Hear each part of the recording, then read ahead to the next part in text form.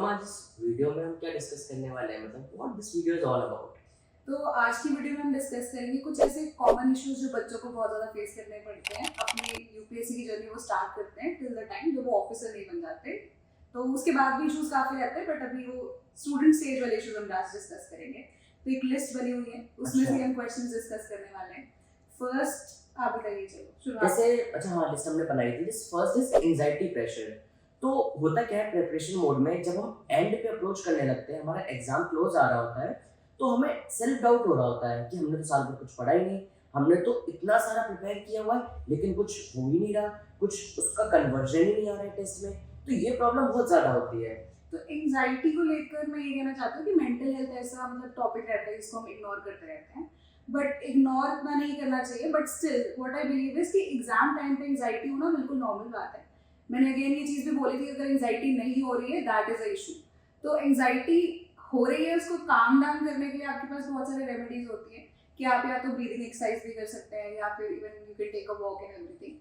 तो इसके अलावा एंजाइटी तो फिलहाल रहेगी पेपर होने तक। अब उसके बाद फिर ये रहेगी कि पेपर कैसा हुआ, अच्छा हुआ, नहीं हुआ, वो तो लाइफ टाइम प्रोसीजर रहेगा। उसको हैंडल कैसे करना है दैट डिपेंड्स कि आप कैसे उस चीज़ को कोप अप और करें। I would like to add कि मतलब बहुत ज़रूरी है कि इस टाइम हम सेल्फ बिलीफ रखें कि वी आर हाफवे देयर, हमने मेहनत की है साल भर, तो उसका कन्वर्जन आएगा। क्योंकि ऐसा नहीं है कि ये कुछ ऐसा हो रहा है जो सिर्फ हम फेस कर रहे हैं, ये सभी लोग फेस कर रहे हैं। जैसे दूसरा पॉइंट हमारे पास फैमिली प्रेशर। हाँ, सिमिलर कॉन्सेप्ट रहता है फैमिली प्रेशर का। तो यूपीएससी का एग्जाम भी ऐसा ही है कि आपको प्रेशर तो लाइफ टाइम रहेगा। सिलेबस भी हम देखते हैं बहुत ज़्यादा रहता है यूपीएससी का। वो one of the major reasons भी कि जो आपका सिलेबस है वो इतना वास्ट होने के साथ साथ आपके ऊपर वो प्रेशर रहता है कि आपको वो याद करना है सब कुछ, है ना। तो वो भी एक प्रेशर रहता है। तो सोसाइटल प्रेशर्स, फैमिली प्रेशर्स तो तब भी रहेंगे जब अगर आपका पेपर निकल जाता है। उसके बाद तो बढ़ के आपकी रिस्पॉन्सिबिलिटीज बढ़ जाती हैं, एसडीएम के पोस्ट पे होंगे, आपकी फैमिली इशूज होंगे, साथ के साथ आपको कई बार आपको 2-2 बजे भी बुला लिया जाएगा ड्यूटी के लिए। तो this exam is all about कि आप उस प्रेशर को लाइफ टाइम कैसे झेल सकते हैं। तो one of the major reason भी कि एग्जाम इतना टफ क्यों है कि प्रेशर्स आप कैसे हैंडल कर रहे हैं उसके लिए। और इस प्रेशर को अगर ड्रॉप डाउन करें तो मुझे लगता है इसका रीजन हमें मिलेगा यहाँ से कि हमने जब यूपीएससी चूज किया था, हमारे पास टेबल पर इतने सारे ऑप्शंस थे कि हम ये कर सकते हैं, प्लेसमेंट ले लें, ये कर लें, बट वी चोज यूपीएससी। सिर्फ हमने यूपीएससी चूज नहीं किया, हमने कंसिस्टेंसी, डिटर्मिनेशन, हार्डवर्क, हमने ऐसा एग्जाम चुना जो कि ओवरऑल डेवलपमेंट के नाम रिवॉल्व कर रहा है।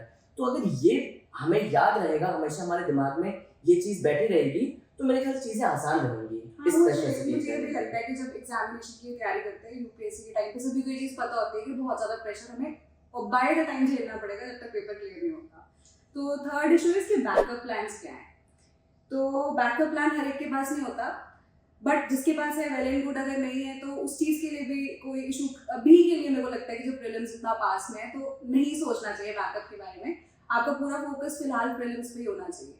एंड बैकअप प्लान्स का एक बहुत इंपॉर्टेंट पॉइंट ये भी है कि इसको सिर्फ एग्जाम की तरह नहीं देखें ना, हम इस एग्जाम में कितना कुछ सीख रहे हैं। ये तो एक ओवरऑल डेवलपमेंट है कि एक इवॉल्व पर्सनैलिटी आप बनते हैं, आपको हर चीज की नॉलेज होती है, आप सब चीजों के बारे में बात कर सकते हैं। हाँ, तो ये एक और कितना बड़ा चीज मैं यहाँ पे अडॉप्ट करना चाहती हूँ कि बैकअप प्लान्स को लेकर कि यूपीएससी जैसे सृजन ने बोला कि आपको इवॉल्व कर देता है एज अ पर्सनैलिटी।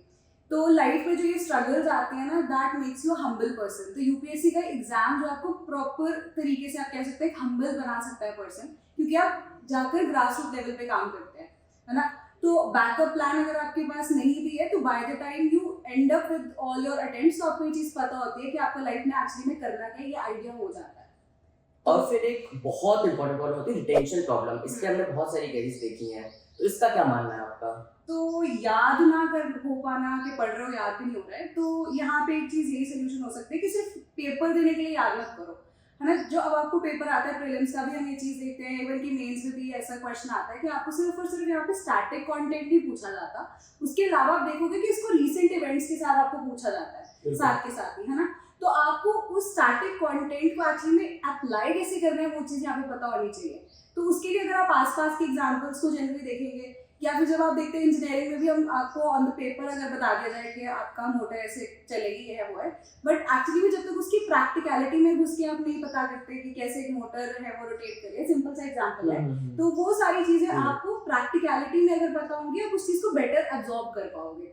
तो रिटेन करना यहाँ पे इशू इसीलिए है कि आप सिर्फ ज्यादा प्रेशर लेकर उसके ऊपर एक्चुअली उसकी इम्प्लीकेशन क्या है ध्यान नहीं देते। और रिटेंशन का एक सबसे इंटीग्रल पार्ट ये है रिवीजन। जैसे सब कुछ हमारे दिमाग में है, हमने साल भर पूरा अच्छे से प्रिपेयर किया है, सब पढ़ा है, बट ओवर द टाइम जितना आप उसे रिवाइज करते जाएंगे, चीजें आपके दिमाग में फ्रेम होती जाएंगी, आप चीजों के बीच में लिंक बना सकते हैं कि कोई टॉपिक ज्योग्राफी का है, वो इन्वायरमेंट से कैसे रिलेट कर रहा है, चीजें कैसे लिंक कर रही है अपने आप में। रिवीजन से अच्छा वो याद आया कि थैंक यू हमारे रैपिड रिवीजन राउंड 1 को इतना ज्यादा प्यार देने के लिए, क्योंकि हमारे पास बहुत क्वेरीज आ रही थी कि हम दोबारा उसे कब लॉन्च करेंगे, तो हमारे पास वहां पर ऑप्शन था कि हम राउंड 2 लाएं और उसको रिकॉर्डेड फॉर्म में दे दें, बट सबका ये कहना था, सारे स्टूडेंट्स की डिमांड थी कि हम उसको लाइव सेशन के फॉर्म में लाएं और दोबारा एक बार सेशंस करें। तो हम रैपिड राउंड रिवीजन 2 लेकर आए, जो कि दोबारा हमने प्रोवाइड किया। हाँ, तो जो हमारा राउंड 2 है वो एक्चुअली 6 मई से लाइव हो गया था, 18 मई तक चलेगा। बहुत सारे ऐसे ओपिनियन पोल्स भी रन किए गए, तो बच्चों ने लाइव जो लेक्चर्स है उसको ज़्यादा प्रेफर किया ओवर द रिकॉर्डेड वंस। तो तभी हमने डिसाइड किया था कि हम रैपिड रिवीजन राउंड 2 भी लेके आएंगे अगेन। तो उसके साथ अब आपको 3 FLTs भी मिल रहे हैं, जिससे आपको और भी बेनिफिट होगा। अगेन रिटेंशन के लिए प्रैक्टिस भी बहुत ज़्यादा ज़रूरी है, तो kindly enrol in that as well, and thank you so much first round को इतना ज़्यादा प्यार देने के लिए। एंड होपफुली हमने आपकी क्वेरीज को बहुत अच्छे से रिजॉल्व किया होगा, तो आपका जो भी फीडबैक है हमें जरूर बताइए। एंड आप राउंड 2 में भी अच्छा परफॉर्म करेंगे तो उसको एक बार देखिए और आप करके दिखाएंगे प्रीलिम्स 2023। ये करना मुश्किल नहीं है, आपने मेहनत की है, आप उस दरवाजे पे खड़े हैं, बस आप वहां रीच कर जाएंगे। Thank you.